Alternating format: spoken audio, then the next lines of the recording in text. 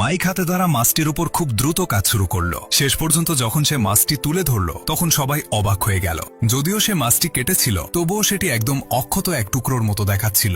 এরপর সে একটি টর্চ বের করে মাছের উপরিভাগে তীব্র আগুনে সেঁকে নিতে লাগলো। এটা দেখে প্রতিপক্ষ ভাবল এবার সে নিজের মাছ তার সহকারীকে সামলাতে দেবে। তার মনে হলো দুজন মিলে সহজেই মাইকের গতিকে হারিয়ে দিতে পারবে। মাইক তাদের এই ছোট চাল বুঝে ফেলেছিল, কিন্তু সে একটুও ঘাবড়ায়নি। সে শান্তভাবে নিজের রান্না করতে থাকে। সে আপেল কাঠ জ্বালিয়ে ওঠা ধোঁয়ার মাধ্যমে ভাজা মাছে দারুণ সুগন্ধ যোগ করল। এদিকে প্রতিপক্ষের সহকারী মাছ কাটা শেষ করে সেটিকে আগে থেকেই তৈরি করা ঘন ঝোলে দিয়ে দিল। এরপর তারা রান্না করা মাছ গরম প্যানে দিল, যাতে মাংস আর মশলার গন্ধ আরো বের হয়ে আসে। কিছুক্ষণ পর দুই পক্ষের রান্নাই শেষ পর্যায়ে পৌঁছে গেল।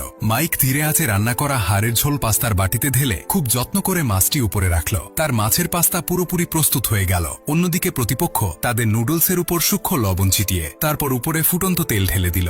সঙ্গে সঙ্গে সিচুয়ান মরিচের তীব্র গন্ধ আর ঝাঁজ ছড়িয়ে পড়ল। যখন বিচারকরা দুইজনের রান্না চেখে দেখলেন, তারা মাইকের মাছের অনেক প্রশংসা করলেন। মাছটি ছিল খুবই নরম এবং এতে একদমই কাঁচা মাছের গন্ধ ছিল না। তার স্যুপও ছিল ঘন এবং স্বাদে ভরপুর। কিন্তু প্রতিপক্ষের খাবার চেখে দেখার সময় বিচারকরা একটু দ্বিধায় পড়ে গেলেন। প্রতিপক্ষ নিজেও বুঝতে পারছিল না কোথায় ভুল হয়েছে। যতক্ষণ না সে নিজে মাইকের রান্না চেখে দেখল, তখনই সে বুঝতে পারল আসল সমস্যা কি ছিল। আসলে তার স্বাদ বোঝার ক্ষমতা দুর্বল হয়ে গিয়েছিল। সে শুধু অভ্যাসবশত মশলা ব্যবহার করছিল। কিন্তু এই প্রতিযোগিতায় তার প্রতিদিনের পরিচিত মশলাগুলো ছিল না। ফলে তার রান্না অতিরিক্ত ঝাল হয়ে গিয়েছিল, আর সেই কারণেই তাকে হার মানতে হয়। মাইক যখন চলে যাচ্ছিল তখন প্রতিপক্ষের সহকারী তার পেছনে দৌড়ে এসে অভিযোগ করল যে সে শুধু মশলার ভুলের সুযোগ নিয়ে জিতেছে। কিন্তু মাইক কোনো জবাব দেওয়ার প্রয়োজন মনে করল না, কারণ সহকারী একটি বিষয় ভুলে গিয়েছিল।